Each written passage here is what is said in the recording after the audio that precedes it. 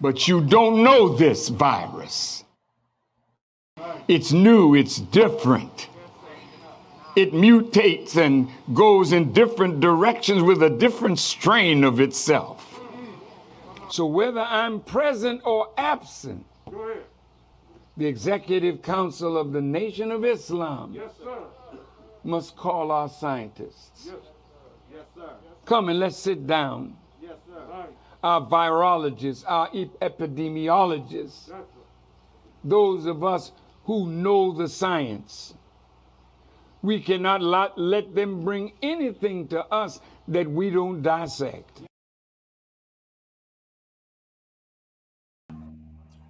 Still dissect. Dissect. Here we go. Here we go. Thursday night talks. Either way, we always appreciate that piece because it is very always relevant. It'll never get old, by the way. That's how we all started with Thursday night talks. This is it, Brother Lau. Bring it back. Bring it back. Come on. All right, listen. Welcome in, everyone. Blessings, greetings, Ramadan Mubarak. Ramadan Kareem. Praise be to Allah. We are here welcoming in our audience. We thank everybody, and hopefully everyone has had a wonderful week. We are just, listen, I don't know about anybody else, but I'm getting real excited. Ramadan has been great. It has been wonderful. It has been experienced, but if you are going through this month, it's about appreciation and gratefulness. And I'm very grateful that I'm here. I'm very grateful that we have the audience coming in. But of course, to get the benefit out of this, and of course, sharing is caring. We need you to share. Go get your peoples. There you go. There's Brother Loud this week. Let's see. Go get your mama people. And your cousins too. Everybody. Brother Loud, we missed you. We were trying to do you, and we couldn't do it. Yeah, y'all had me on the floor. Y'all had me on the floor. Powerful program. Y'all need to go back. If you missed that program last week, y'all need to go check that out. It was beautiful. Now y'all still go get your peoples now. Thank you. Right. Listen, share, like Brother Loud. But listen, like I was mentioning, we have a wonderful show this evening. We've got a wonderful guest. We're going to be talking about something that really something that we probably don't think too much of, but really going to get some lessons on how it's very, very important, this particular topic. So I won't get into too much. Again, I'm just going to reiterate, please go share, bring some people in. It's going to be a really good conversation. You're going to love it. So just come on and stay with us. Again, grab a friend, whomever you need to, take a seat. It's going to be a good one. Anyway, Brother Lau, I'm all talked out. I just want to thank you all for being here for the Seventh Reading Coalition. It's this small team. We still got our little crew in the comment area holding it down. So we just gonna clap it up, pat on the back for us. So happy to be here with you all. But I am your sister Michelle. I'm your moderator for this evening. And it's always my pleasure, Brother Lau. Wait, now. Y'all know that's the hostess with the mostest. Y'all better give Sister Michelle some love. Hostess with the most. That's right. Praise be to Allah. All right, Brother Lau, I will hand the baton. Wait, this way. There we go. Over to you. I got it now. There you and go. We're off and running. Until we gets free, we's running. Praise be to Allah. Assalamu alaikum to my Muslim brothers and sisters. Praise the Lord to my Christian brothers and sisters. Umgawa Black Power to you Black revolutionaries, and to all you peace and freedom-loving people across the land. We welcome you to Thursday Night Talks. Peace and blessings to you all. Wow, you talk about a powerful program. I'm gonna try to leave all the puns and little slogans aside from this, right? But you better get busy and getting your people. You know, I'm telling you, I'm excited about this show. One of the things that I added to my Ramadan was to make sure that every day I watch a nature show. Every day. You know, because there's so much to learn. So I'm hyped about our conversation tonight. And I want to remind our people again, before I remind them of who we are, this is the type of program where you can go get the little itty bitty ones. I'm talking about the 1, 2, 3, 4, 5-year-olds, and then the ones that get on your nerves that's in the middle, 8, 9, 10, 11, 12. And then the ones who think they know everything, 13 to 19.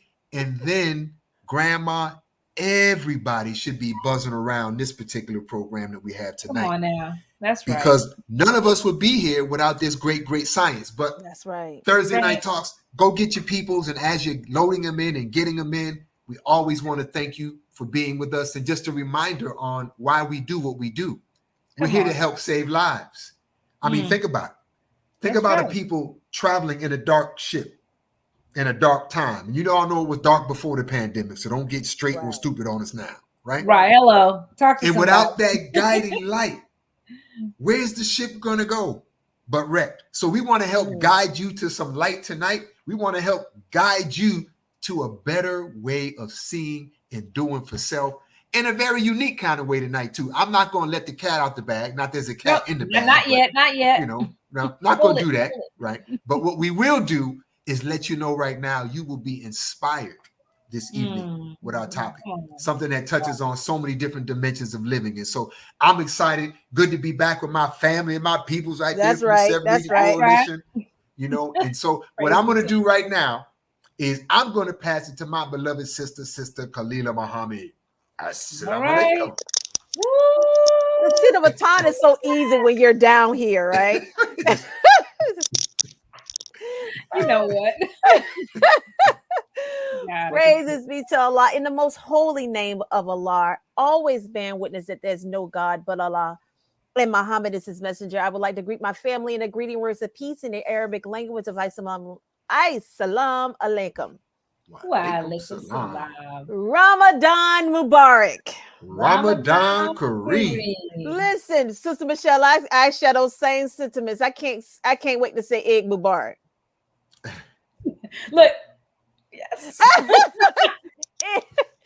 And Eid Mubarak just simply means that we have actually successfully completed our Ramadan, and the Ramadan fast is actually over. My son is just, he's trying to get my attention here. But needless to say, I want to welcome you all to this beautiful program. I actually had the privilege to actually sit in one of our brothers' seminars, and when I say it was so delightful, I was so like, it was so like we are gods. It was like we are so powerful. If we only knew how powerful we are, we could talk to the beads. We can make the beads receive. Come on now. Our words, our energy, the bees. So I just was like, I was so infatuated with it. So I had to tell him, I had to walk up to him and say, I have a confession. I killed the bee once. And he was like, oh my God, you killed a bee. I said, I'm so sorry. I would never do it again. Because you grow to love what the science about the bee is. And you would never want to kill a bee either. Now, if it's attacking you, you fight with those who fight with you. But I digress. You surely did. I digress. But I'm going to pass the baton over to my dear brother Tony. Oh, okay. Wrong way. Here we go. Okay. Y'all are off this week. Come on now. I know. I'm so off this week. I apologize. In the name of the one God who bears many names, some know him as Jah, others know him as Jehovah, others know him as Dios, some know him as Bon Dieu, some know him as the great wind or the great spirit, some know him as Al-Abdumare. Regardless to the name, I bear witness to his oneness, who appeared and intervened in our affairs in the person of Master Father Muhammad. I am forever thankful to Allah for the most honorable Elijah Muhammad, and I thank them both for the honorable Minister Louis Farrakhan. Beloved family, Assalamu alaikum, Ramadan Mubarak, peace, Hotep, Shalom, Abaragani, whatever language you greet people in, I'm greeting you in that language right now. Buenas noches, sac passe, greetings, welcome to the 7th region to help save lives. Thursday night talks as we continue to guide our people to safety with a pandemic, out of a pandemic. We're back into one soon. Dealing with the pandemic of white supremacy, injustice, misinformation, which we are guiding our people to the right information that will save their lives. Come through on. the 9 ministries, which we will go into in just a moment. Praises be to All God. right. So, Hey, Brother listen, Tony, you kind of laid that out there, didn't he, Sister Michelle? I think so. I think he kind of dropped it. Come on. So listen, before we get into it, Brother Lau, let's, I want you to, we're going to bring Brother Lau on because we want to focus on something before we get into our particular topic, right?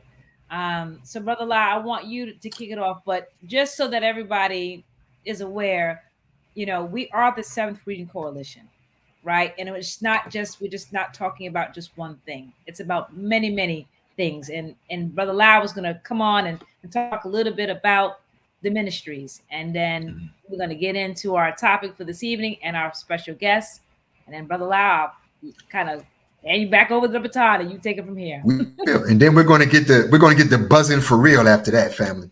And so, and we're going to really take you to the land of milk and honey. More honey than milk, but we're going to take you there in a minute, family. So go get your peoples. Go get your peoples. Just want to give a shout out. You always hear us say that we do programming that's dedicated to help save lives. Come on, Brother And Lau. Right. you all know we needed life saving before the COVID pandemic. And you all know we needed life saving now.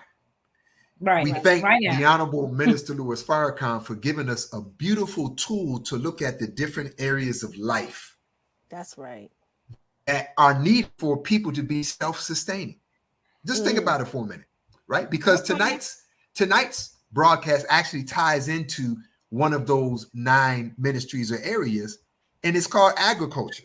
And for those of you who don't think that the ministry of agriculture is important, I want you right now in your mind, don't do it for real because you'll starve. I want you to throw out every piece of food in your house that you didn't grow. Ooh. How hungry are you now? Right? And let's take it a step further.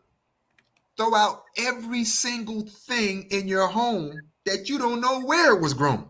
Wow. Ooh.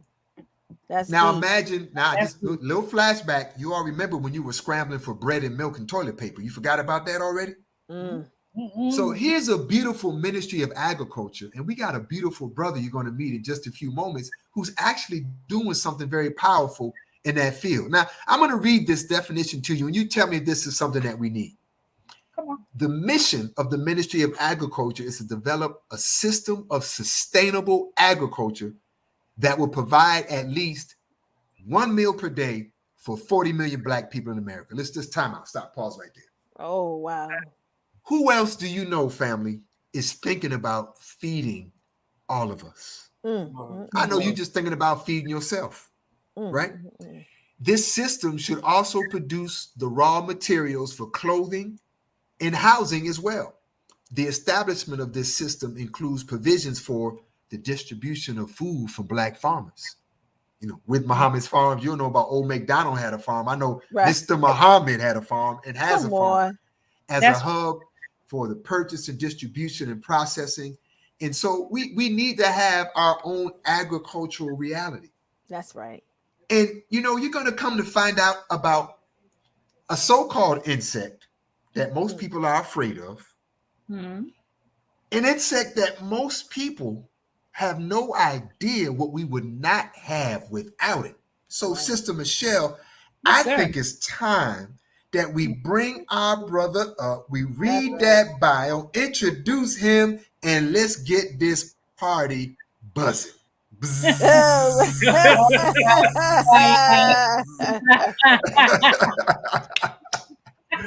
Awesome.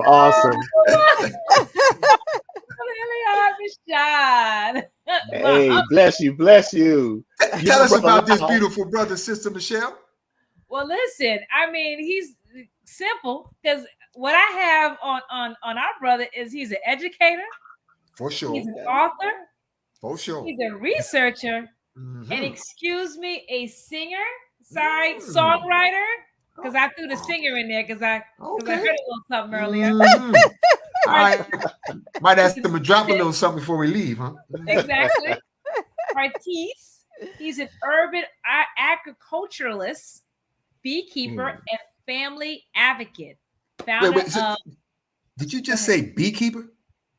That's a That's what brother. I That's a said. beekeeper. And the founder of what? Mm. Let's see. He's the founder of Alif Lamra. Am I saying that correctly? Aleph Lamra, you got it, sis. Okay. Hey, hey, Let's see. Look, let's see. All right.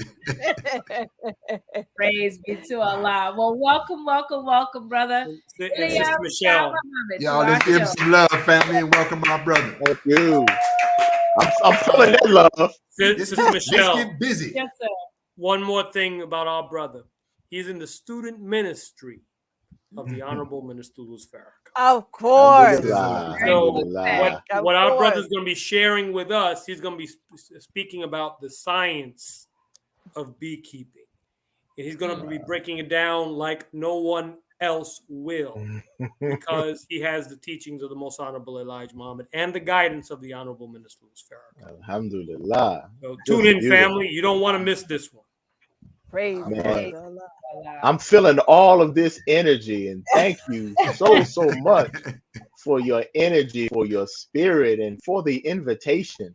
Allow It's me an to honor, start, as we always start, in the most holy name of Allah, the beneficent, the merciful, the all-wise, true, and living God, who is the creator and the sustainer of all that we have and all that exists. That's right. It is this God who has intervened in our affairs by coming and raising up a man who we recognize as that messianic figure that the world of religion has been expecting. We recognize him as the most honorable Elijah Muhammad. And certainly, most people would not know the majesty of this divine man because he's been practically written out of history. But we thank God for continuing his love and continuing his spirit and continuing that majesty through the national representative of the Honorable Elijah Muhammad, and that's our brother, the Honorable Minister Louis Farrakhan. That's right. It's in those names that once again I greet you and thank you with these peaceful words of Assalamu alaikum. Walaikum salam. That's right. And of course, we are fasting as the holy month of Ramadan comes to a close. So I have to also include in that a blessed Ramadan Mubarak. Ramadan Kareem. And brothers and sisters, I'm just so elated. Again, I'm feeling all that energy, y'all vibing over here. Brother Lyle, Sister Michelle, Sister Kalila, and Tony's giving that, all those accolades Tony's giving off to me. Oh, yes, he's a student minister. By the way, I have to. I have to ascertain. I'm loving it. Also, a researcher. No, wait, brother Elia Rashad knows multiple languages. Oh, get out of here! I'm that now. So now y'all know you better go get your children now. First of all, say, hey, y'all, it's a black man and he's a beekeeper. And he speaks Let's correct that. Let's Spanish. correct that. I don't know multiple languages. I know multiple accents. Well, brother, how did you get involved with learning or even thinking about studying the accent of the bee? Oh man, you all are already familiar with the fact that in the Nation of Islam and under this teaching of the Honorable Elijah Muhammad, we are frequently being impressed upon or motivated and encouraged to be one with our Creator and one with his creation, with nature. All throughout the Holy Quran, we are encouraged to reflect upon Allah's creation, whether it's the cattle, whether it's the ant or worm, or whether it's the bee. Because in God's creation, there are so many lessons, so many signs, that we can extract from to improve our lives and improve our community. So Right. frequently throughout the Quran, Allah tells us, and look at this and reflect upon this. And Right. surely there are signs for those who ponder. Surely in this is a sign for those who reflect. Right. So about 10, really about 12 or 13 years ago, man, I'm getting old. I took up an interest in gardening because, you know, I'm a city boy. I wasn't raised in the country or anything like that, but I've always had a yearning for nature. And as I heard Brother Lyle mention earlier, he talked about how he looks at these different nature shows. Right. And as a child, I remember I would always get an interest in that. Of course, there wasn't but 5 channels on the TV, so we didn't have cable. So as you're flipping those 5 channels, every now and then you'll come across PBS and you'll see something. Ooh. But it will always be so interesting. Right. That is But true. it wasn't until later on in life that, you know, I really developed an interest, which was encouraged by the Nation of Islam. So I started gardening. Didn't know what I was doing, but I had the willingness to experiment. And out of experimenting, the first year or two, it's just amazing the fact that things grow. Right. You can put a seed in the ground and stuff will grow and produce food for you. Right. Really? Come on. I mean, as simple and as basic as that seems, Right. and it really is.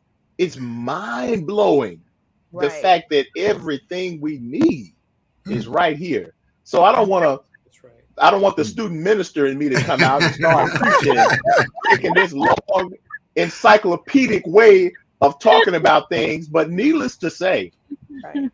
from those gardening endeavors, and we started growing everything, I started to learn about the necessity of pollinators like bees. Necessity. Necessity Gotta have of pollinators. I didn't know what pollinator what? I didn't know what that was. Right. Pollination.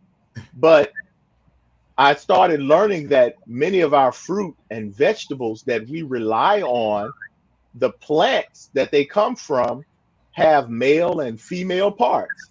And those parts need to pollinate. Pollination is basically, for lack of a better term, like plant sex. You know, unlike humans and mammals, plants don't just get up and walk around and go and find a mate and get it on, you know. So Allah, in his wisdom, has provided for us creation that actually helps facilitate this pollination process. Wow. And so this honeybee, this tiny creature, this tiny natural engineer of Allah is one of many pollinators specifically designated to go into the flowers of these plants. And perhaps unwittingly, as they are searching for nectar and pollen in these plants, they are actually pollinating, taking pollen from one part and helping the everything to fertilize the plant. Wow. Thereby producing, thereby producing more healthy fruit, allowing plants and fruits and vegetables to grow. So it was out of that, learning the necessity of these creatures and learning how these creatures are in a vulnerable state and are in decline. You talking about the black man or bees? Both. Oh. Yes, because both of these entities are heavily interrelated and correlated. For in fact, it's been said that if the bees were to die off, then all of humanity would follow shortly behind. Wow. Because at least a third of every bite of food we put in our mouth is the result of these bees and pollinators. So whereas we grew up being afraid, I don't want to be around those bees. Right. You know, get that away from me. We would kill them. You know, Right. I'm guilty of it too, Sister Kalila. Them folk had the nerve to tell us that a dog was the man's best friend and it was the bee all the time. Sure. But these are some powerful, phenomenal, amazing creatures of Allah that can teach us so much. And in fact, it's almost like we better learn something from them, and we better do whatever we can to help facilitate their livelihood, because our lives depend on it too. Wow. Wow. What an intro. So you're Family, basically get the saying children. look, the breakdown is the bee is the matchmakers. Hey, that's what they do. They go to these different flowers. No wonder they produce so much honey. Yeah. And it's such an amazing process, because we read of it in the Holy Quran. And let me read that. And I think you may have a slide. Allah tells us about the majesty of this creation. Yes, sir. In Surat al-Nahl, which is Arabic for the bee. Yes, sir. And I remember having a conversation with the Honorable Minister Farrakhan just a little over a year ago. And he was impressing upon my mind that whenever Allah actually titles a chapter of the Quran after some aspect of his creation, be it the cow or something like that, like the bee, there's something in it that he wants to gain our attention from. There's something in it for us to study. There's something and so many lessons in it for us to extract. So in this aspect of the Quran, Allah says, Bismillahir Rahmanir Rahim, and thy Lord revealed the bee. There. Sound like, yeah.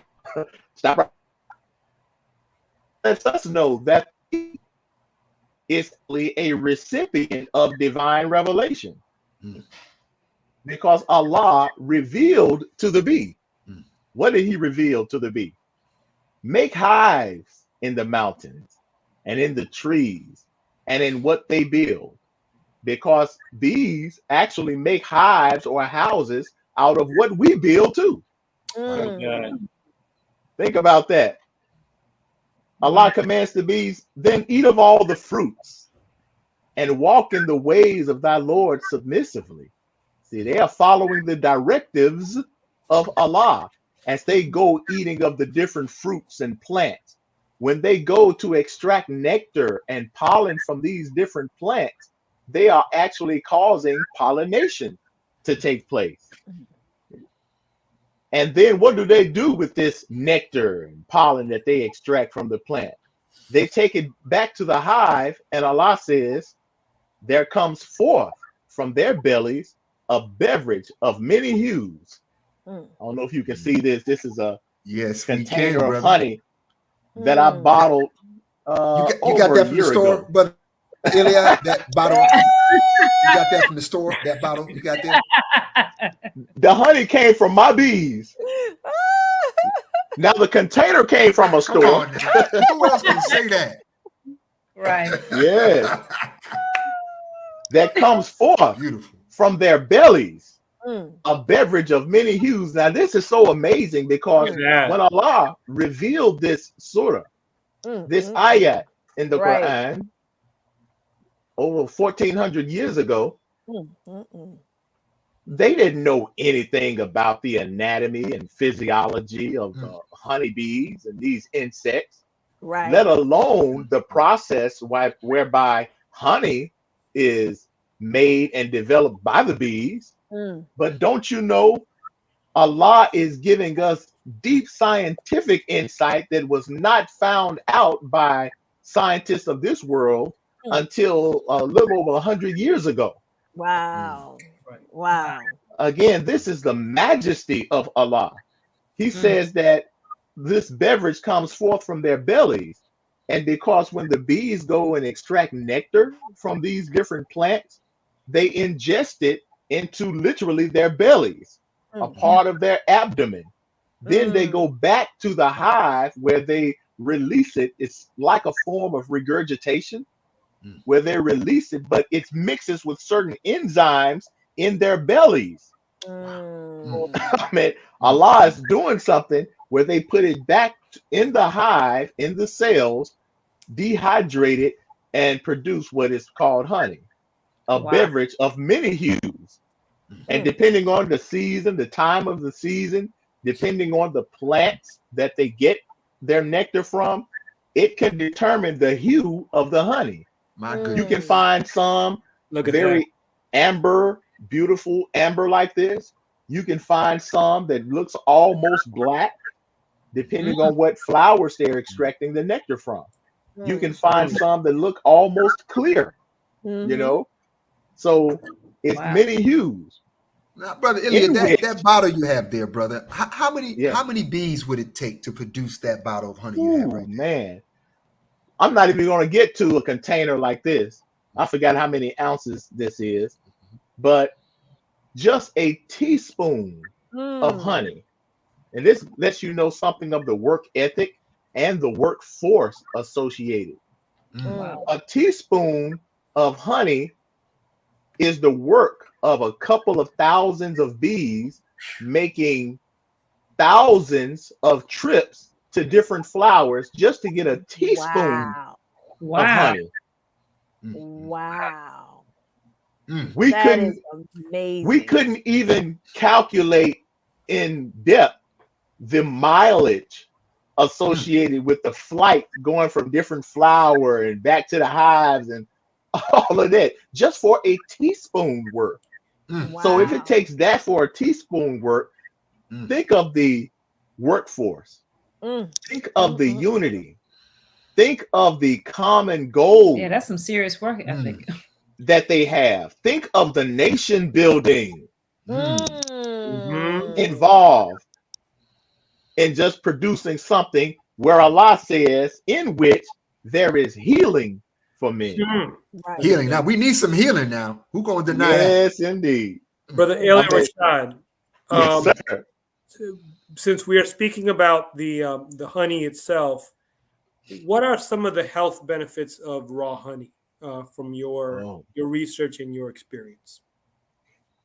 Raw honey, and Allah really tells us right here, when they go to these different flowers, pollinating and extracting nectar and pollen, these plants, natural plants, have natural immune boosters and immune builders.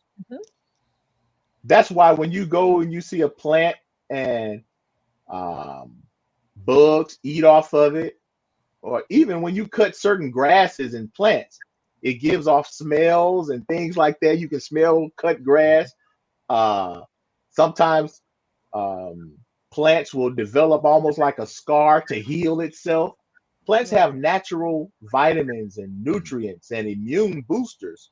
So when bees go to get nectar and pollen from these plants, in that nectar and pollen are natural vitamins and minerals. They call them phytonutrients.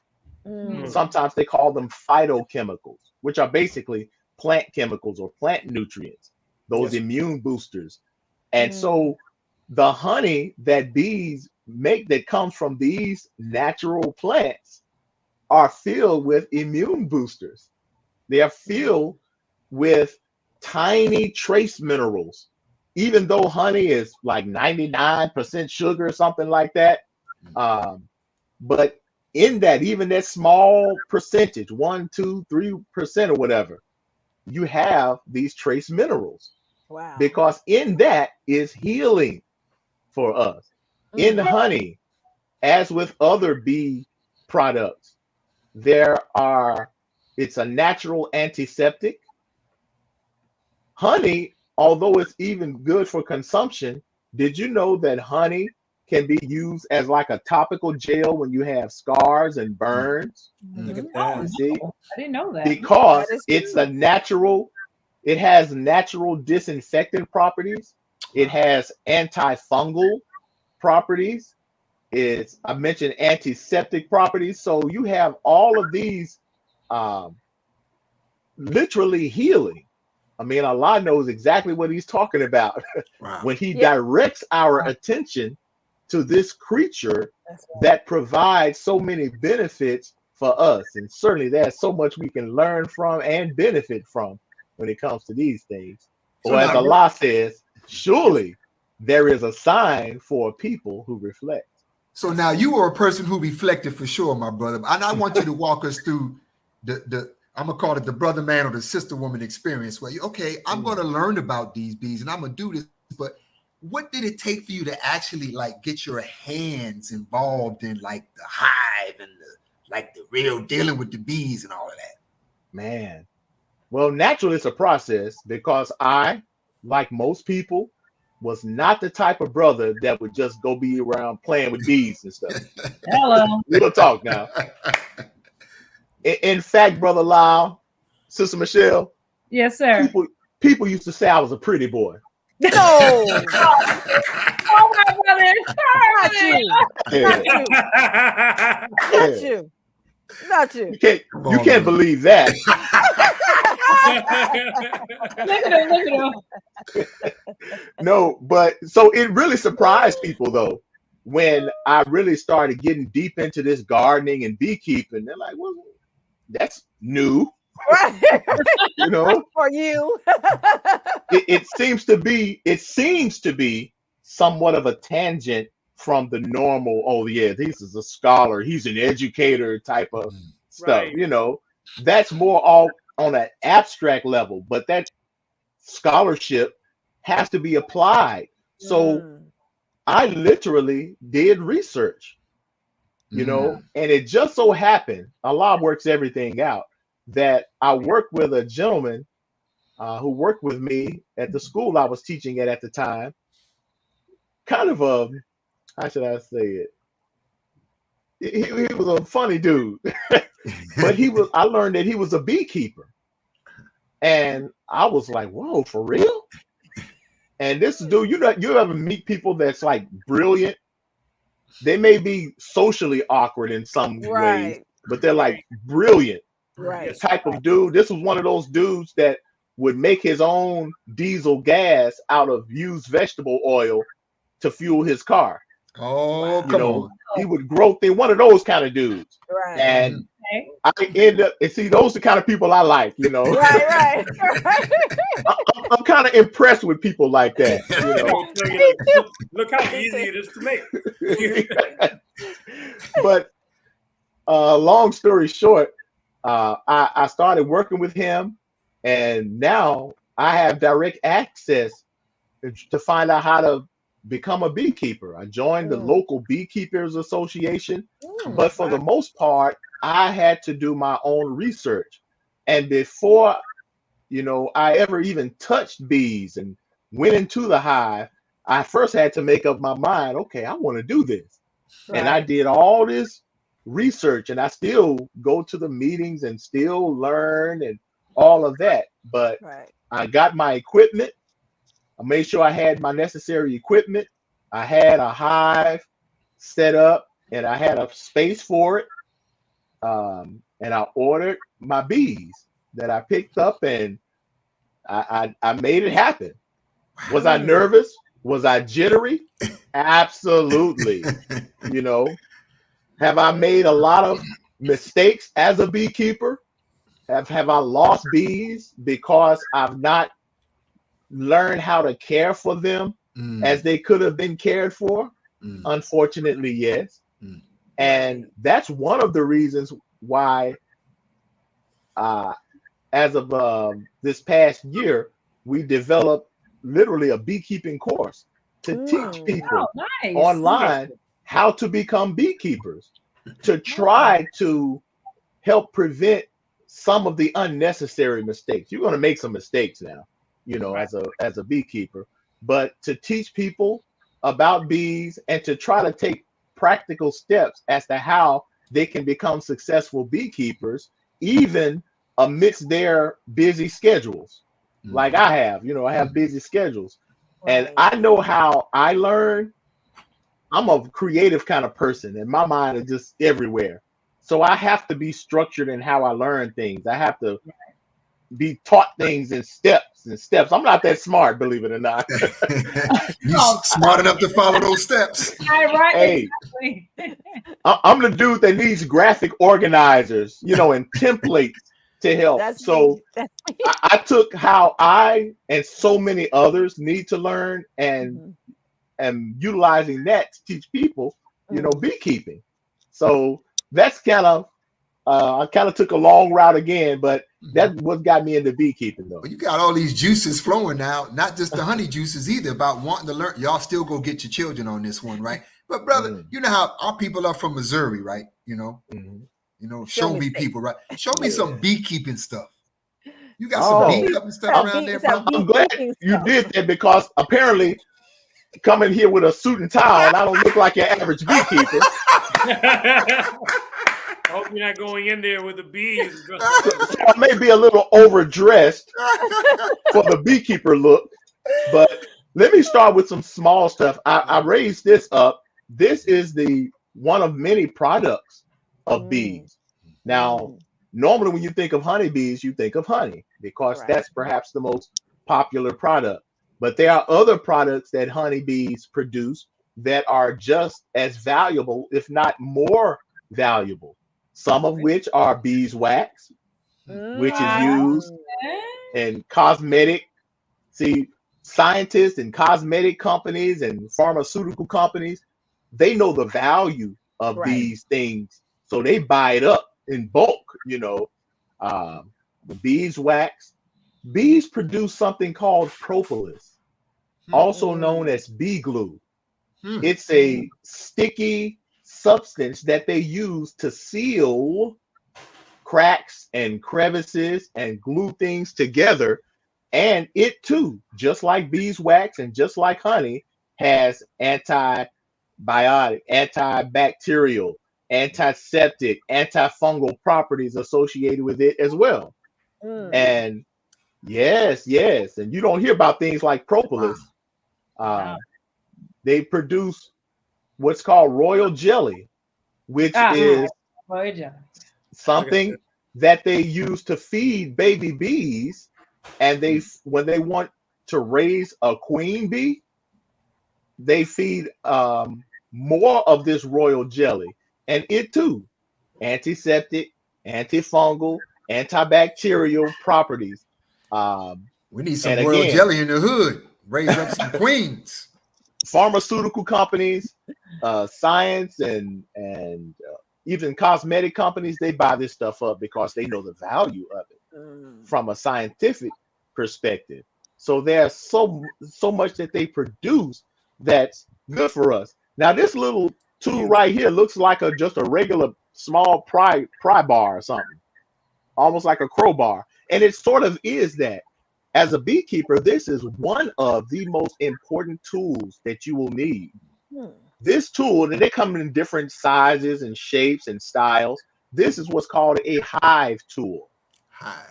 A hive tool is one of the most multi-purpose tools.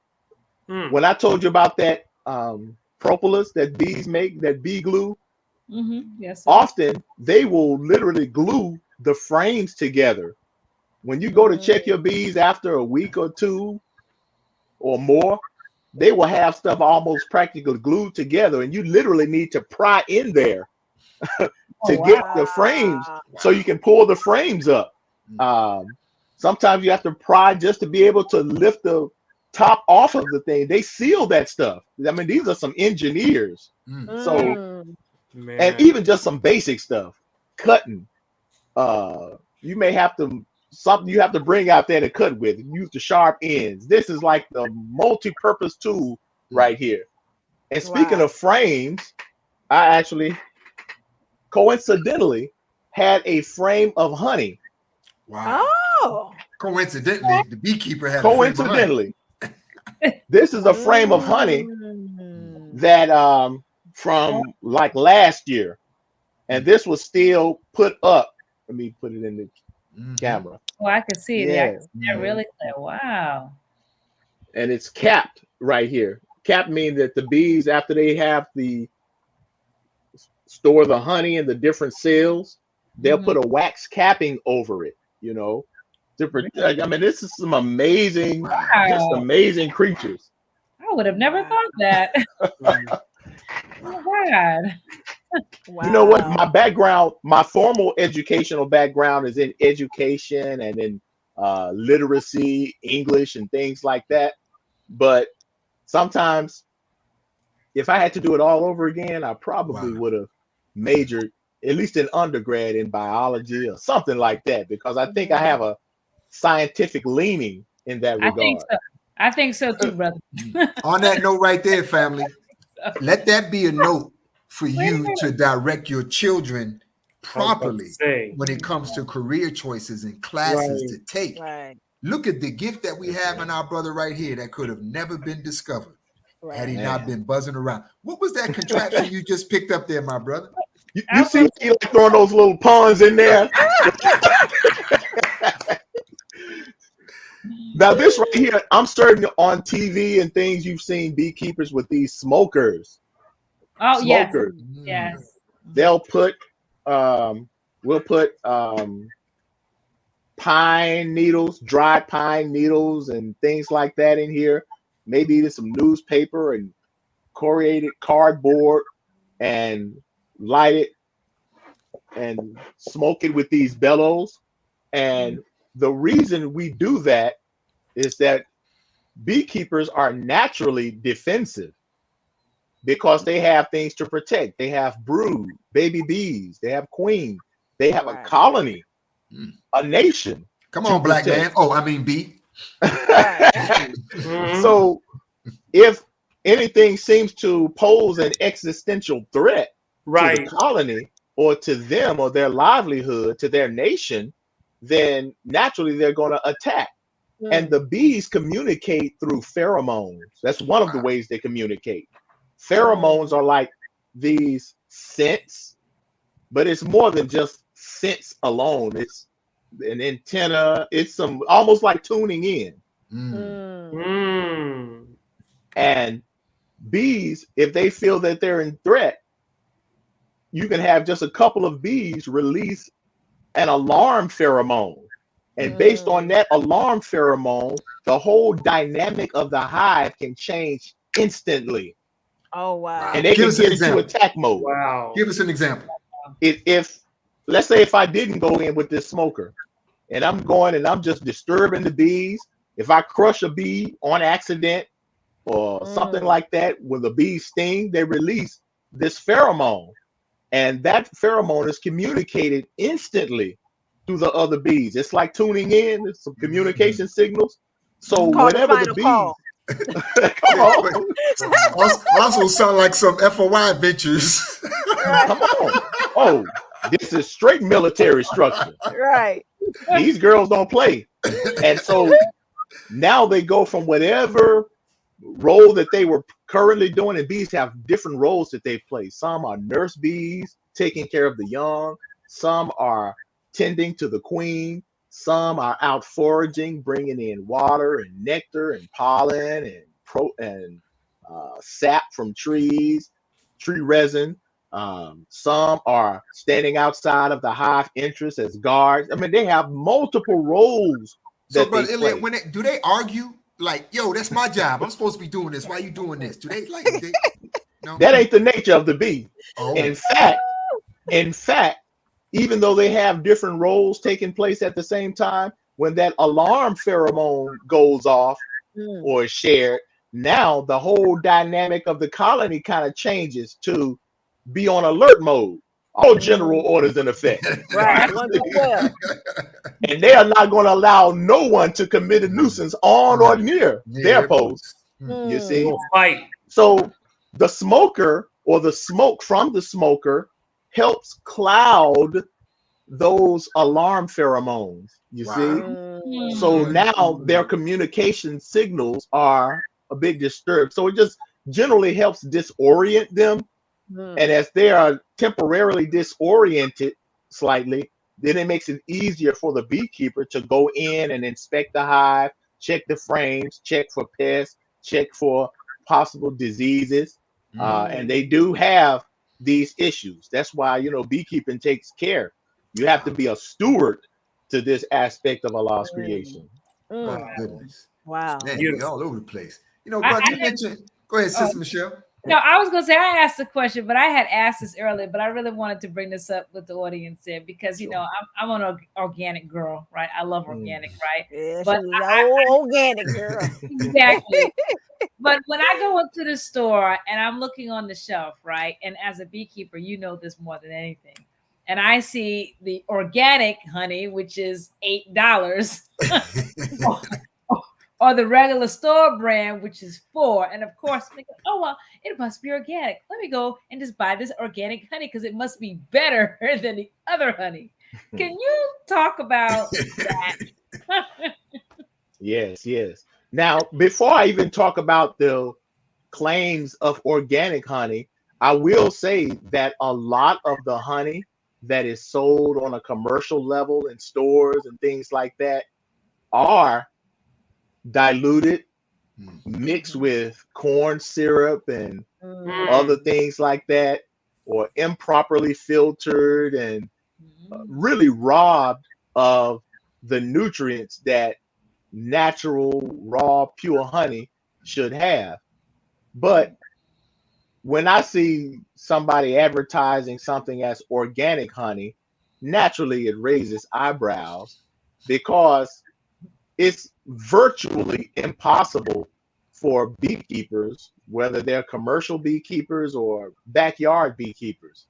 It's virtually impossible to determine where all your bees are going to get their nectar from. Right. Bees can fly out 2, 4, 5. Some have said even up to 6 miles out to go and get nectar if they have to. So unless you control everything within a 6-mile radius, shoot, you could spill soda pop on the ground, and because of the sugar content, you can find some bees that'll come and okay, that's something. Let me get some of this. Looks like stuff right there. It's a bit impractical, and even suspicious to make claims that one's honey is organic. What we do say is that it's either raw or pure, just natural, because bees are going to get their nectar from flowers in the area. And believe me, bees are picky too now. Just because it's some pretty flowers don't mean bees are going to go and get something from it. Right. Did you hear that, youth? That was for all our youth out there. Come on hear now. That? That's good teaching right there. They're very selective. They know what they want. They know what they need. For example, I have some beautiful azaleas growing in the front of my yard and all throughout the neighborhood. They white, they like pink and red and fuchsia, beautiful flowers, but honeybees don't get nothing from there. You see, in fact, some entomologists have suggested that azaleas might even be poisonous. Wow. You don't to bees, you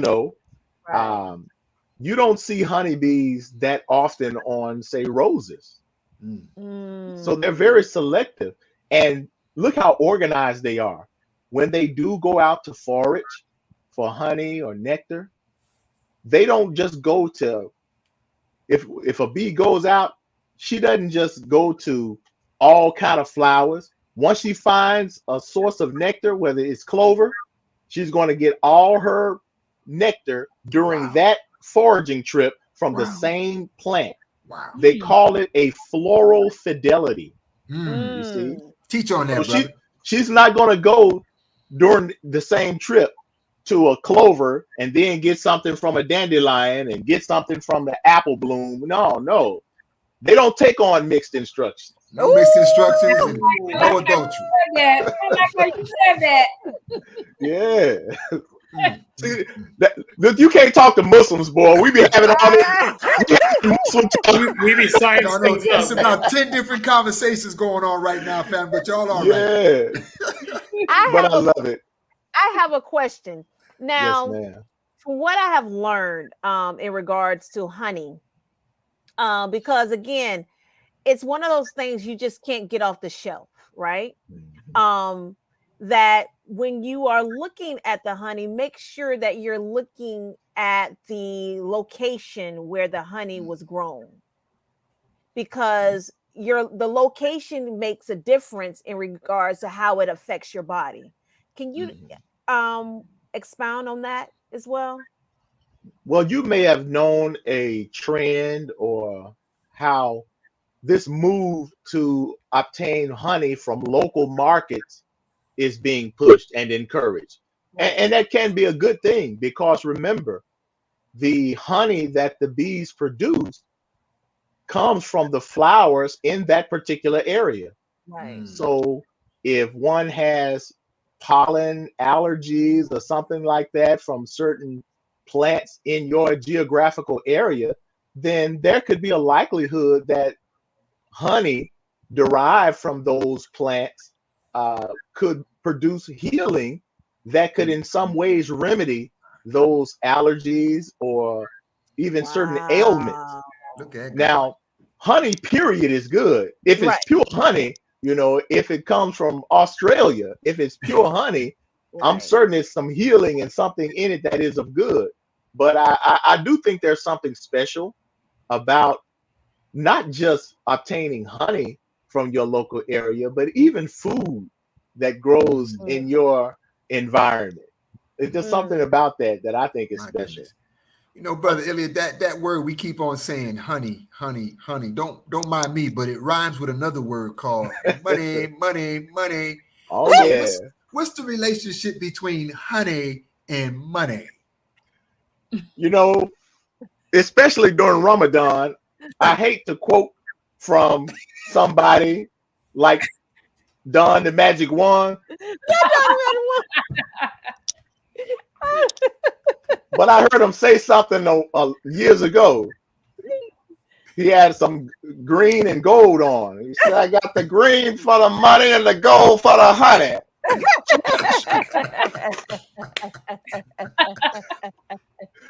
But honey is a natural resource. It is a commodity.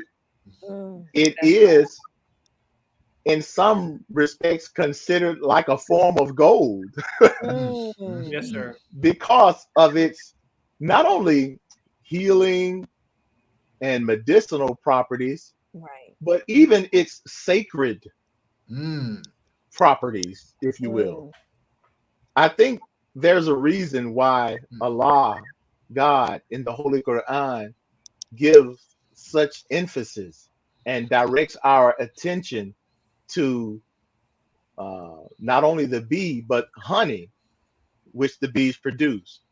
I think there's something key about the notion of this promised land, this heavenly promised land Called being peace. described as a land of milk and honey, Right. mm. because honey, like milk, are not things that just grow and produce and grow on trees naturally. You can Wow. just go and pick. Rather, these are things that require serious attention and cultivation in order to extract the goodness and the healing that comes from them. Mm. Whether it's the natural medicinal properties of real milk that comes from a cow. Cows don't just go spraying milk out at you say, here, take a shot of this. No, that takes some real cultivation. Right. It takes some care. It takes some Right. concern and attention and stewardship to extract this. Bees don't go around just making it rain with honey. Brother Tony, Sis Khalil, don't work like that. But instead, they require fervent attention. They Mm. require care. They require cultivation. So heaven, or this promised land, as both Bible and Quran speak of, gives us a sense that this gardens wherein rivers flow with rivers of honey, which is Mm. mentioned also, it suggests to me that it takes work. Mm. It takes us directing our attention to cultivate Allah's creation, which takes care, which means we have to study and learn in order to produce this heaven, That's these right. gardens wherein rivers flow, Mm. this promised land of milk and honey. So I'm just thankful that I've at least attempted and started on some form of the process. My goodness. Dear brother, I have What a a journey. question. So, in the cultivation process, in the nurturing process, do you specifically scope out certain plants or flowers or things specifically to for the bees themselves? How do you nurture the bees themselves as the cultivator? Well, I would suggest this for any beekeeper or person who intends to become a beekeeper in some form. Take just a general, get a good idea of what grows in your area. Because when you set up a beehive, naturally they're going to be flowers, some of which we consider weeds that produce something that the bees like. And so that's one thing that I would take into consideration.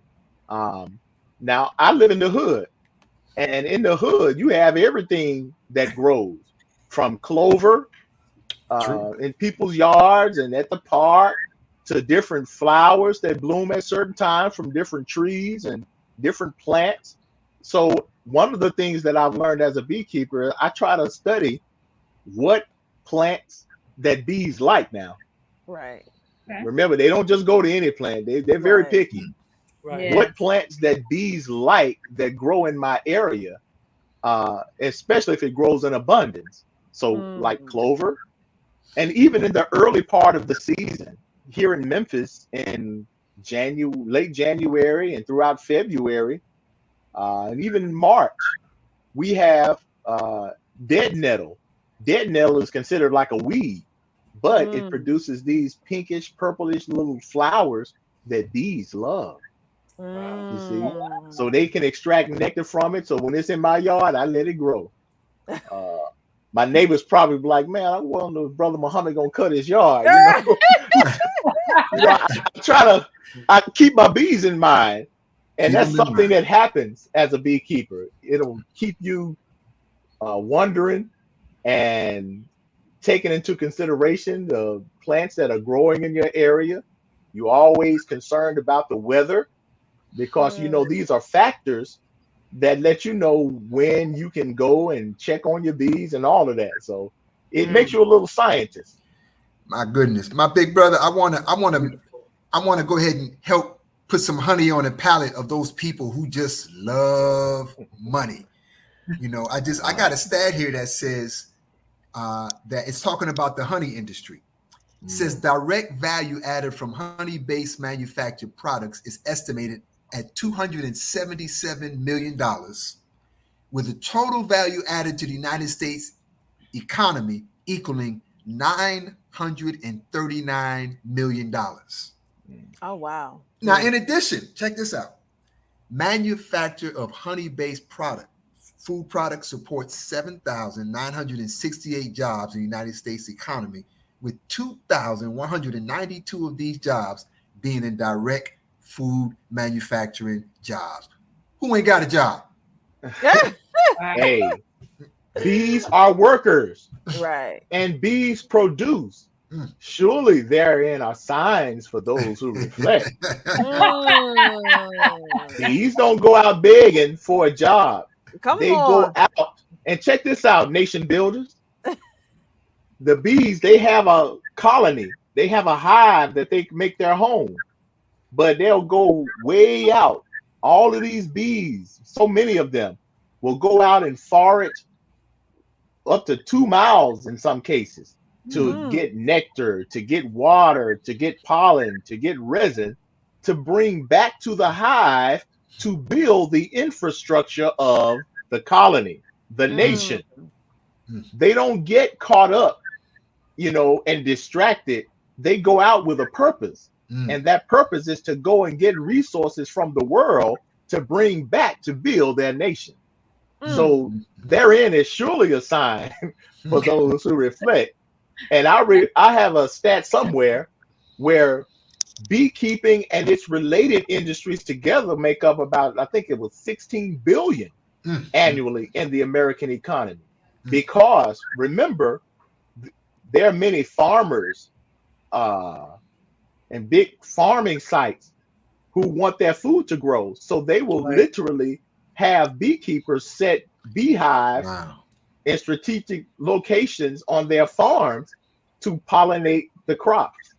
So these are other tangential aspects of beekeeping and honey and products related to the beeswax industry. We talked about that. But the pharmaceutical and cosmetic companies, the propolis, the royal jelly, these are high value commodities, you know, and so honey is just one part of it.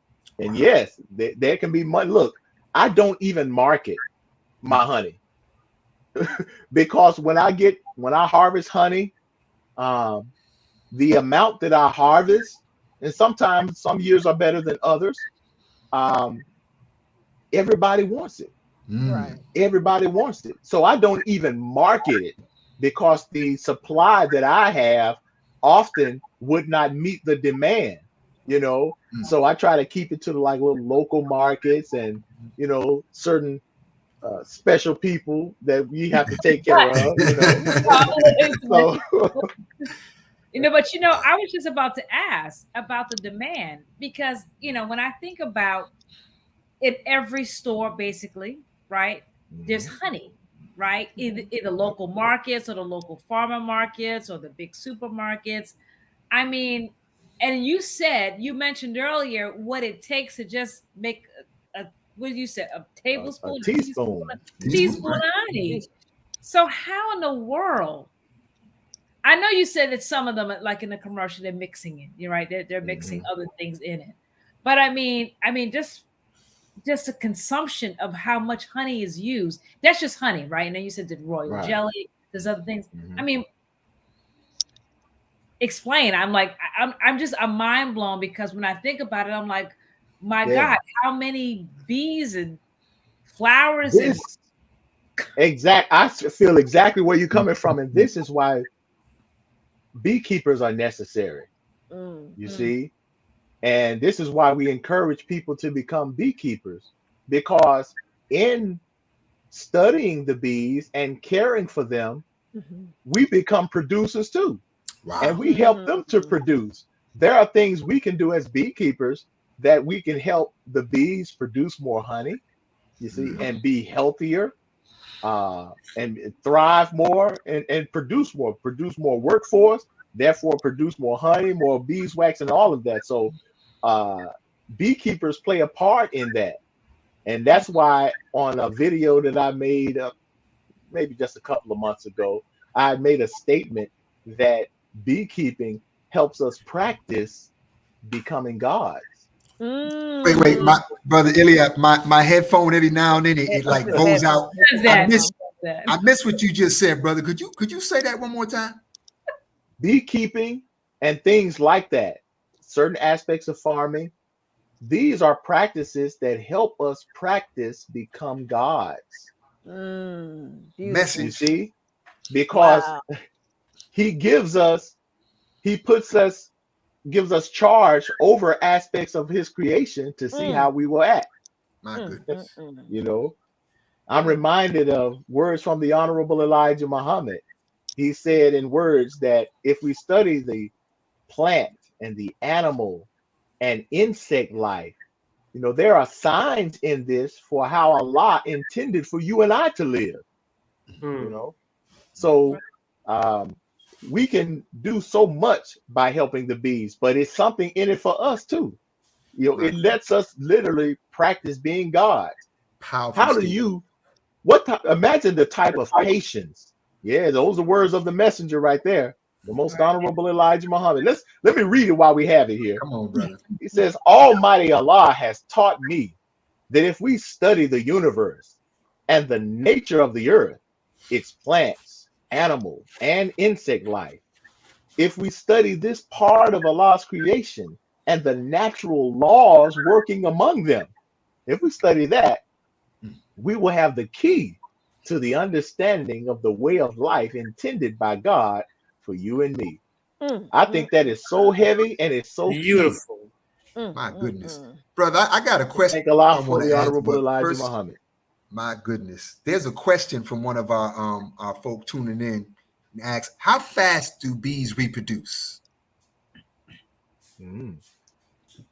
Well, the queen is the one who lays all of the eggs for the most part. She lays the eggs to produce the bees. There's a cycle of about 21 days or so that the egg is laid, that the bee grows in its cell in like a cocoon, from its larvae and pupa stages to become an adult. It takes about 21 days or so. And as soon as the bee emerges from the cell, it starts to work immediately. It starts to clean up the cell that it just was born from. Wow. Wow. Then it works to help nurture some of the other emerging bees and bees that are in the hive. Help nurture the brood. They become nurses. They have all these other roles that they go throughout their life. They become guards outside of the hive. And toward the end part of their lives, they become foragers. That's when they go out and get resources to bring back to the hive for its infrastructure.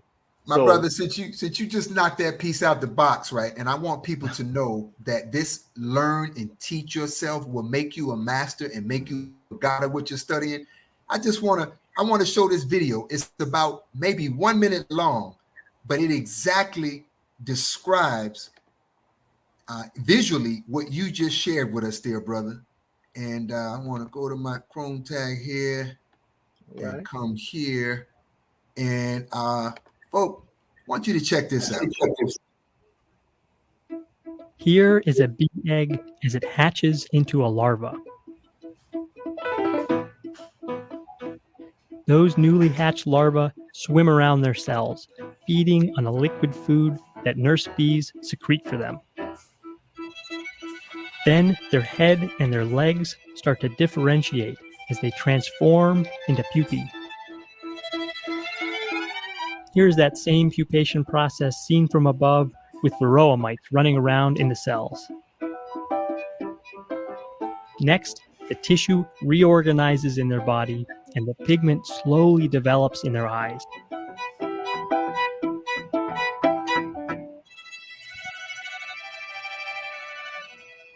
In the last step, their skin shrivels up and they sprout hair.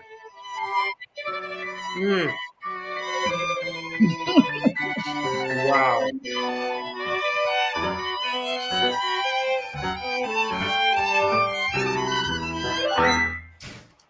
All right.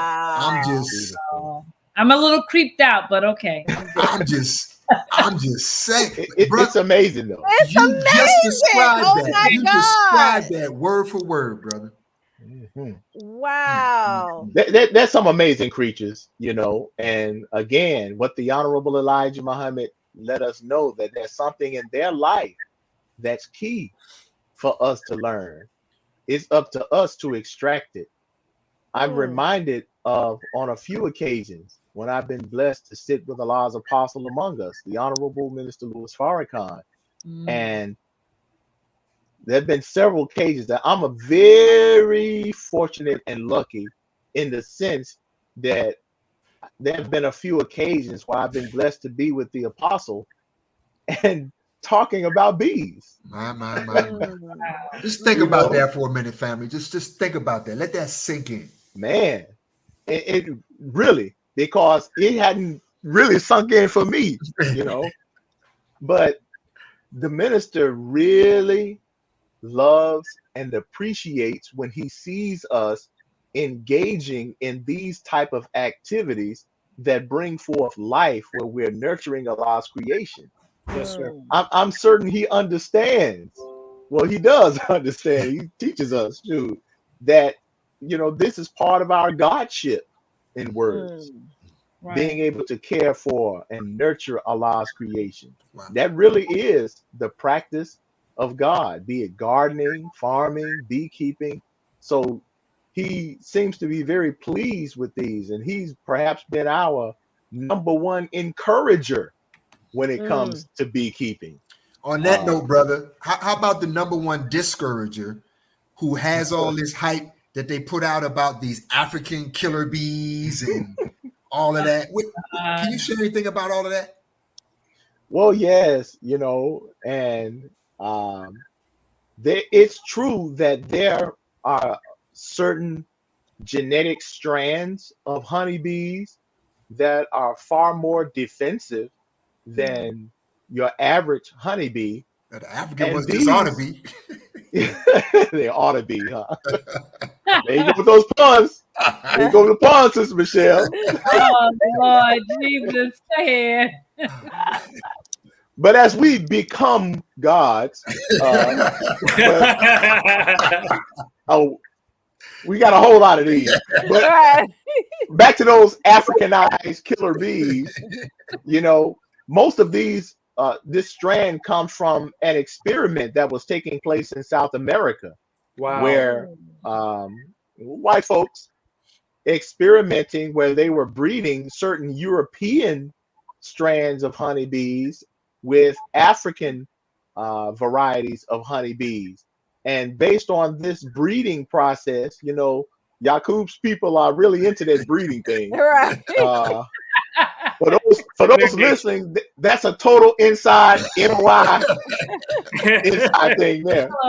But needless to say, that breeding process and experiment did get out of hand, and certain characteristics were produced in these honeybees that they did want them to become somewhat of aggressive pollinators and honey producers. That was part of the goal of that experiment. Yeah. Huh? But apparently things went awry, and those bees were not only aggressive in their ability to pollinate and produce honey, but their defensive mechanisms were pretty heightened. And so things got out of hand, and those bees were able to survive, and they eventually kind of worked their way up throughout South and Central America up to a lot of the southwest and western parts of the U.S. But the reason they call them killer bees is only because they have defensive traits. The defensive aspect in these bees is much more aggressive than other bees. Now, why they attach the Africanized part to it, if you ask me, I think that's the white man being the white man and trying to put negative attentions and misnomers associated with Africa. Because remember, the genetic strand of these honeybees is comprised of both African and European honeybees.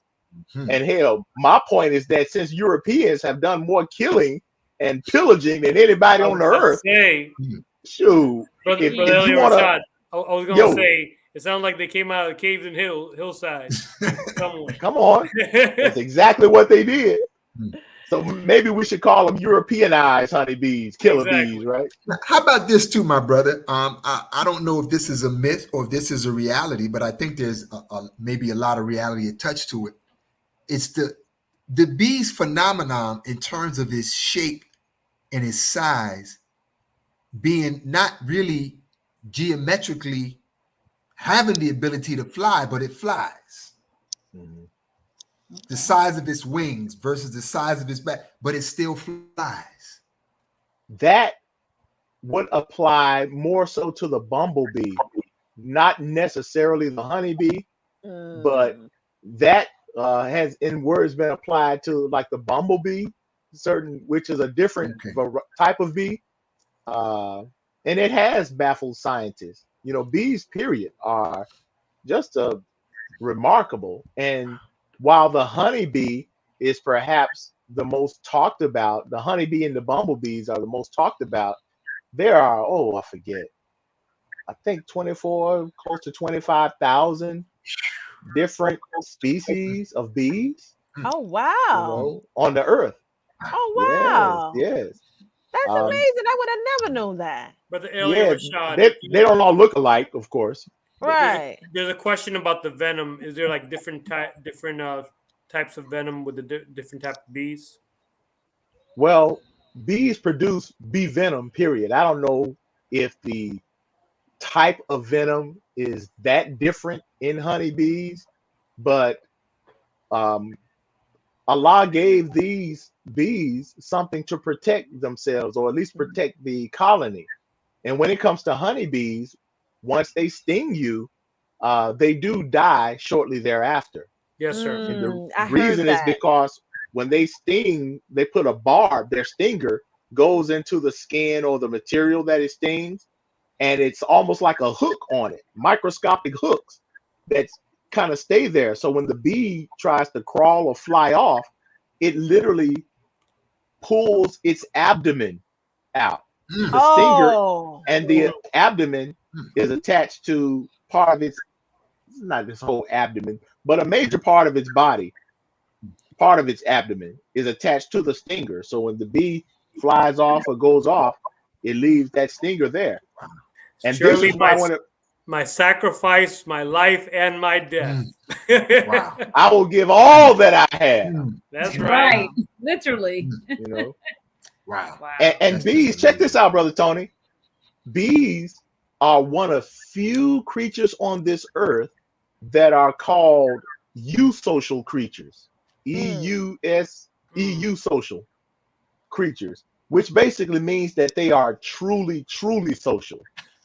Now, we're social beings. There are a lot of social creatures, but bees and ants, and I think even termites, are few that are considered eusocial or truly social because they are not individualistic at all. My goodness. Everything they do is for the good of the whole. And they're successful. They are successful. They are kind of what our lessons call socialists in that sense, where they all do everything for one common cause. You see? So they're socialists in that regard. God, yeah. And they're successful as a result of that. That's you right. know. So Wow. these are lessons. These are signs that we can learn from. These are principles of nation building. You know. I like that. I like that, Brother Leon. There is a learning couple nothing tonight. Listen, Tyler is on it.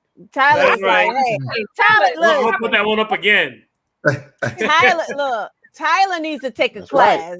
Tyler They wants to protect their know nation. how. Look, Tyler want to know how high can a bee fly?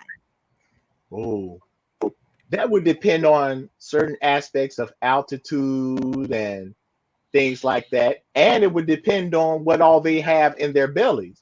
When a bee is full of nectar and full of pollen, you may see certain bees and they'll have these pollen sacs on their legs, look, pollen packed down in their leg.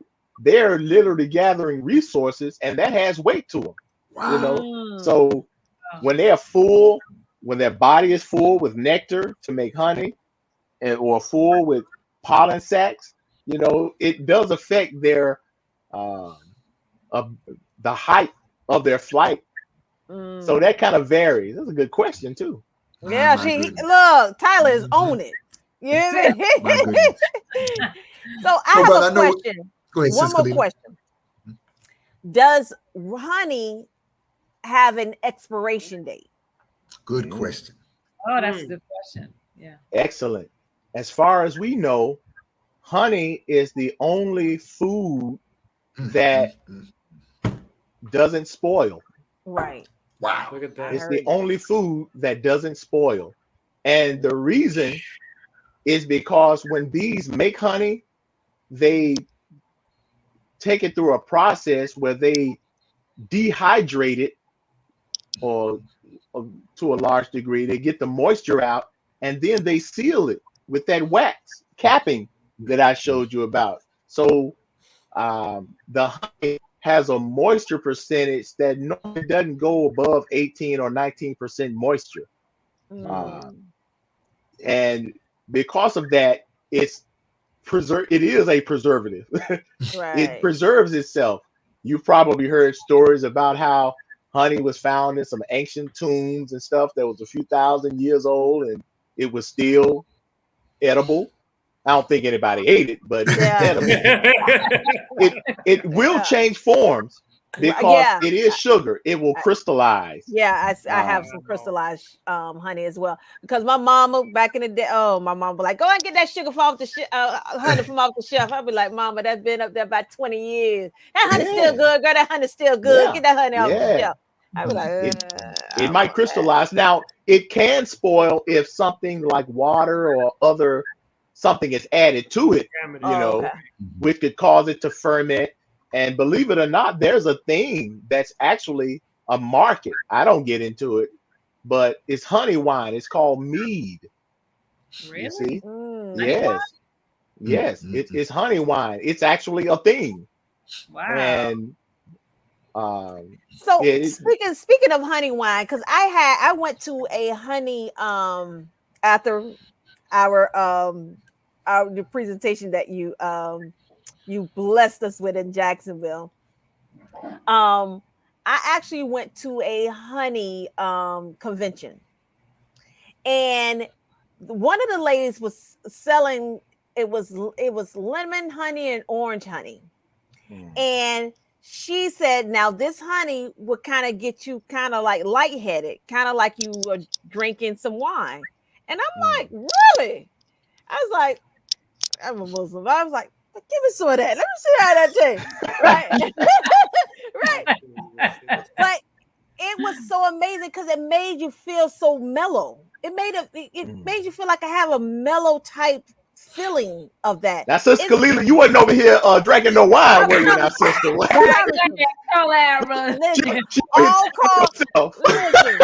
All calls are monitored and recorded. But I'm telling you, I just had love. I had a little bit of honey wine. But it was the part where, you know how, like I said, the honey sits in that part, like kind of like solids. It's that solid part of the honey. And she's like, it just does, it's a common mechanism. And I was like, really? And when I tasted it was because she had orange, she had vanilla, she had and orange, vanilla, and lemon. I was like, wow, that was amazing. So of course, I got a couple of them, but but it was really amazing. Does honey sometimes have an effect of calming this to the mind? I think it can, especially depending on the flower source that most of the honey comes from. Okay. Now, in the case that you mentioned, I don't know if the lady infused her honey with lemon and orange and things like that, because people do that, where they can like give it flavor and things and whatnot. However, since honey comes from flowers in a given area, then whatever flowers are dominant in that area where they get it from, then it will taste and smell from like that in the honey that it produces. So you may have people who may have an orange grove or a lemon grove, and they have all these lemon and orange and citrus trees, like a farm almost. Right. And if that's where the bees get most of their nectar from, then you will probably sense a tint of it in both the smell and taste of the honey. Wow. Clover is pretty abundant in most places. So you may find where some bees get, who knows, maybe 85% or more of their nectar from clover. And they may have that clovery smell and buttery kind of, taste to it. So Look at that. Well, I guess there's no doubt what the tree of the week's going to be for us this week. Brother, every week we attempt to share something off of this beautiful tree of knowledge that can be of benefit and of health to our people. And it would only seem right that on this great day, that tree of the week would probably be honey. Yum, yum, yummy. There it To is. my There it is. tummy. Tree of the week. Tree of the week. Yes. You know, brother already listed so many of those health benefits from it. I know whenever I've ever had a coagulation of mucus or something like that, tablespoon of honey, it gathers it right up and gets it right out. Honey has so many healing properties, family. Yes. And we know our community is so sick. We need some honey. Yes. Brother Lyle, there is a discussion on in the comment section about maybe our sisters know more about this. Do diabetics have to watch their intake of honey because it is a sugar? I would say yes. I don't know, brother, because I have a parent, and so does Sister Kalila has a parent that's diabetic, and they can't have it. So we have to use alternatives, maybe like agave or something else, mock fruit or something like that. Yes, honey is sugar. It's just natural sugar. That's all. Right. You So know, it's probably better than the rest of this stuff. Brother, you talked about a beekeeping class. I know we're going to get ready to wind down, but I want to make sure people can get in contact with a beekeeper that's a brother man. Y'all know, you tell the truth. First of all, count how many beekeepers you know. That's number one. Brother Iliad, one, right? So let the beekeeping. So, brother, information in terms of how people can reach you, any information you want to share with our brothers and sisters who want to get into the industry or the science, anything. Certainly. Well, hopefully, fam, I won't be the only beekeeper that you know.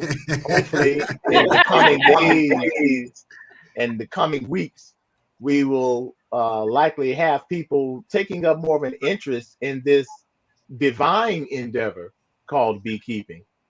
We have information available both on our aleflamra.com website as well as our Nation Brothers website, where we have links to our online beekeeping course. And people can learn the science of bees and the science of beekeeping. I use my educational background and my experience as a beekeeper, along with other beekeepers and educators, to put forth a course that should make it palatable for persons who don't know anything about bees or beekeeping to actually get into it and become successful at it, even as a hobby. We go over just so much. So we have several modules and several video tutorials to try to show you as students, how to do certain things, why we do certain things, what you would need as a beekeeper, recommendations on how to set up and where to set up if you're doing it on your property, if you're doing it on another property. So we go over so much of that, and we're still adding more tutorials and modules. So that, along with our certain live sessions that we'll hold, we want to make it as easy as we can for those interested in becoming a beekeeper. So again, you can go to our aleflamra.com and be linked to our beekeeping course, or you can go to nationbrothers.com. Can somebody put both of those into the chat for our brothers and sisters, please? Yes, sir. Man, brother, it's been a jewel, having this discussion and thinking about the awesome majesty of our nature, the awesomeness of the bee. But really, the awesomeness of the bee has really talked about, family, the awesomeness of the we and what we could do if we would act just like that bee. Brother, you've been brother got bars. Been a blessing. See, brother. The bee is the we. Can't you see? I know we're about to over close here. out. We're about to close out, but there is a question here. If it could be answered quickly, how does beekeeping work in different climates? For instance, in Miami.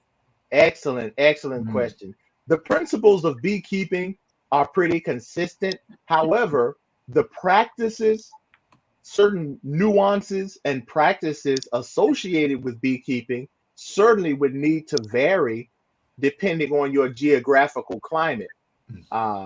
If you are up north where it gets very cold winters, because bees they don't do cold, so there's a certain type Hey, of real care. brothers. Hey, real black folk. Yeah, Hey, real black folk. you know they Don't do from the cold. original people, right? Don't do They cold. don't do that cold stuff, man. Like the original people, man. Yeah, and they don't do a lot of wetness either, and moisture. You can tell they some sisters. I might give them their head. But oh man, I'm having too much fun, y'all. That's what we do, brother. Beautiful. But yeah, there are nuances associated with the geography and the climate as to where a person is. Generally, it's kind of, I'm not gonna say it's easier in the warmer areas like Miami, because different practices require different, different climates require different practices. But the principles are pretty consistent. Bees need to be cared for, and fortunately, in our course, we can go over those principles, but we have recommendations for the different climates too, Wow. as to how you can alter your beekeeping practices to make sure that your bees are cared for based on where you live. All right, 7th region, where you at? Where my beekeepers at? Where you at? Yeah. Right, we got. Look, come on, 7th region. Look, 7th region. All call for beekeepers right now. All right, that's First right. instruction is to take Brother Ilia's class. That's right. If I may say this, I was blessed. I was at an agricultural conference a few years ago that was actually held at the Michigan farm. And I recall the minister sharing that he wants at least 1,000 farmers in the nation, And earlier in that conference, the question was asked, what is a farmer? And that doesn't mean you got to stop whatever profession that you're doing. If you're a teacher, you can be a teacher and a farmer. Right. You're a police officer. You can be a police officer and a farmer. Right. You're a dentist, a lawyer, but a farmer too. So the minister wants at least 1,000 farmers in the nation. And just think, if we had 1,000 or even 100 larger farmers in the nation, which we likely already do. Right. Imagine how we can barter and my goodness, sustainable living my honey for these onions and for these with peppers. our network, our infrastructure, like the bees do. Man, look, it's nation building time. Well, we on our way, brother, and you just gave us a blueprint. Man, I think the bees, Allah gave us a blueprint too with those bees. Exactly. Awesome. Oh my goodness. Well, listen, I there's still questions that are coming in, but we must close out. And we must break fast. Yeah, say that. It is Ramadan. No. We must break fast.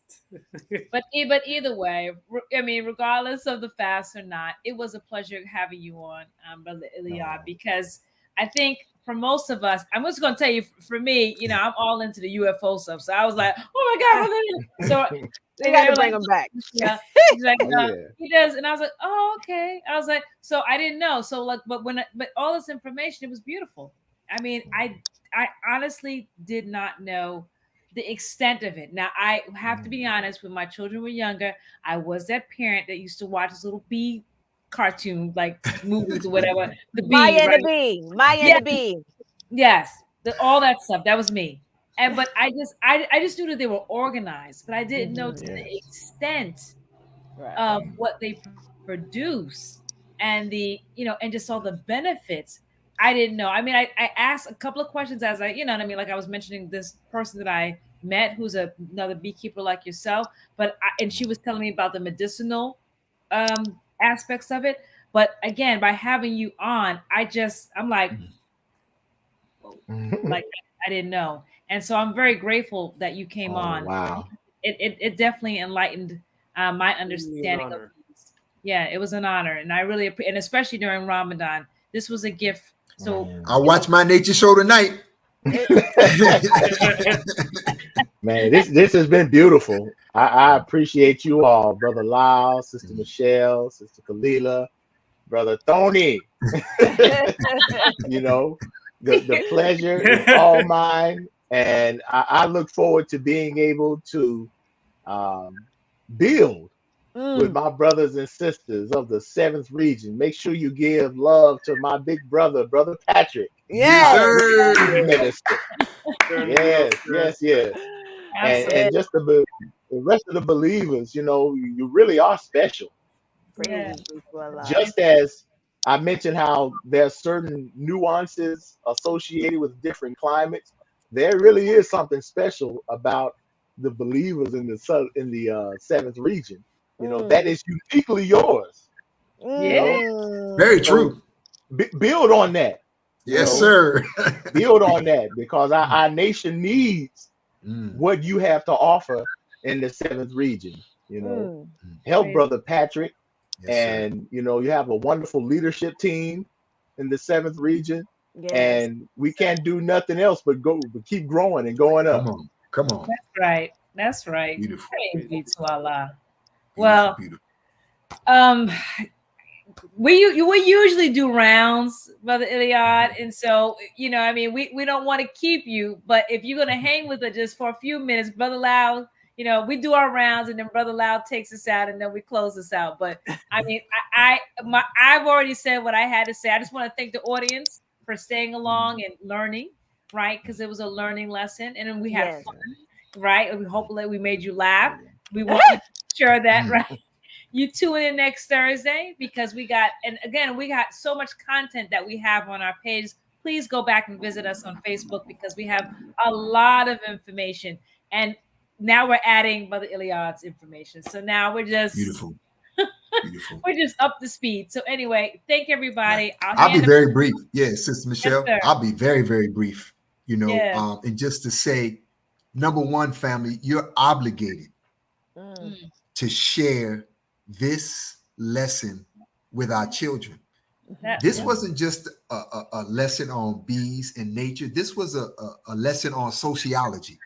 This was a lesson on how to work together and how to make our communities a decent place to live. This is what our youth need. And all y'all out there complaining about little Bobo and Juju and them running buck wild, let them see what's going on with the bees, the sign of the bees. So share this message and let's get our agricultural game up there, family. So I'm blessed there, brother. I salute you on that. Sister Kalila.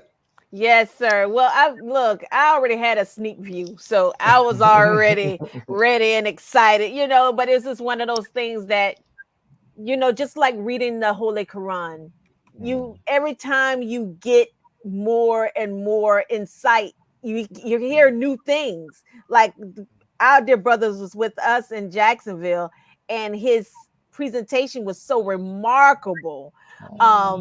It was like almost 2 hours, right, Brother Ilya? I think it was a little over. Yeah, over. But people were still like glued to their seat of fascination. And I too was that person.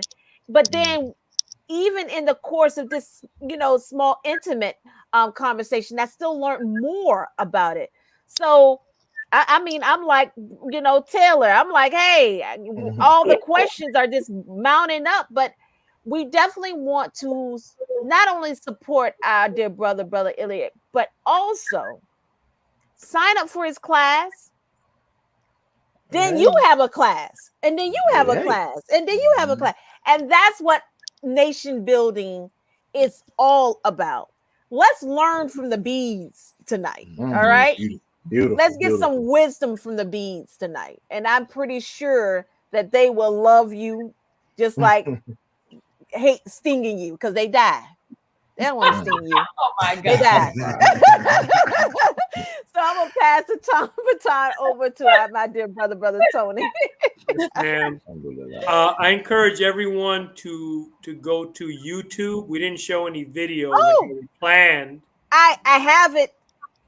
It's only 30 seconds. Oh, show that, our We brother. can show it. Okay. And what I want to encourage parents out there to show these videos of Brother Elia Rashad just doing beekeeping. It's fascinating. And before they get deleted and censored. Well, let's go now. Let's play it now. Right.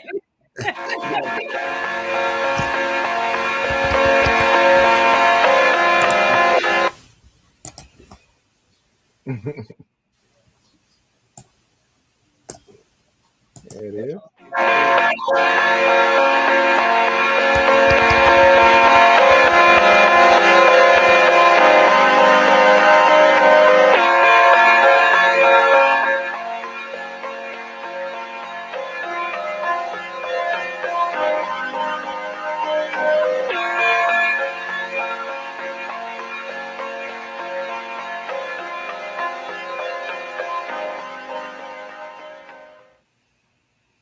My.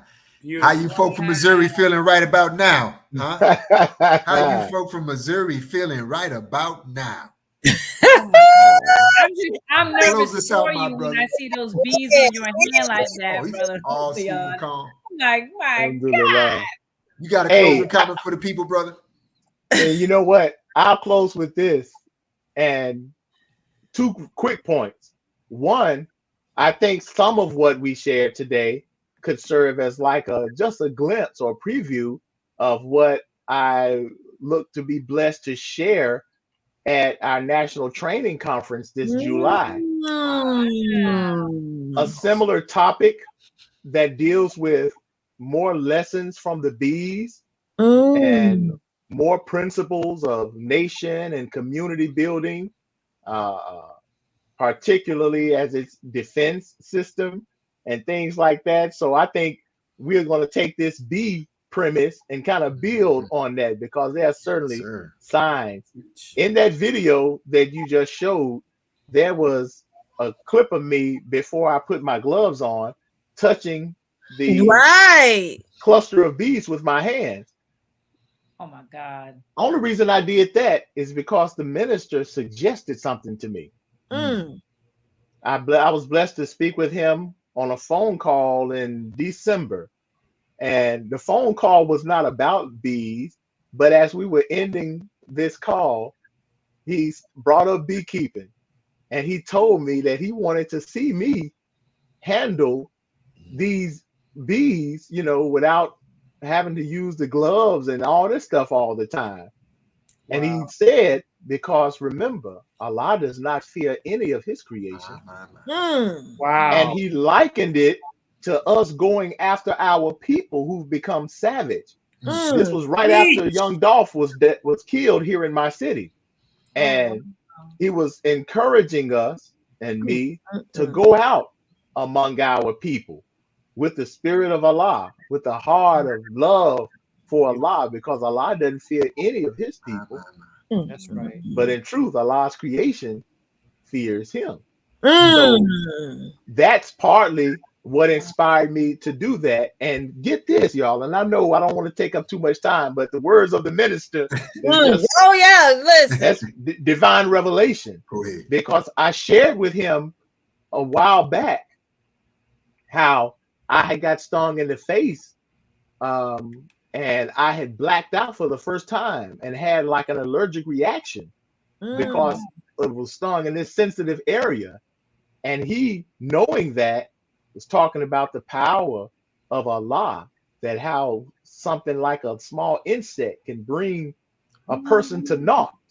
And knowing that, it was then with that in mind that he suggested later, I want to see you handling, these bees without having to put on the whole suit and gloves and stuff like that. So, hey, if the minister said it, Right? Exactly. Because Allah already told us, surely therein are signs for those who reflect. Thank y'all, family.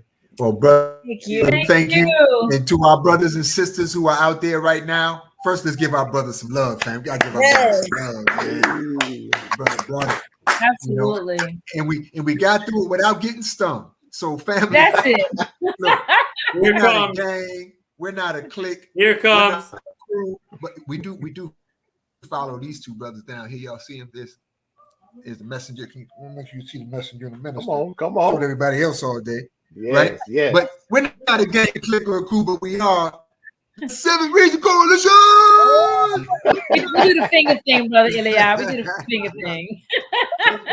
Ellie Rashad. No, I'm gonna stop yes, doing sir. this before people really think I'm Italian, brother. Hey, Tony, yeah. Come on, Tony from the 7th region. Yeah. Hey, Love, family. What you gonna do? Assalamu alaikum, everyone. Love you all.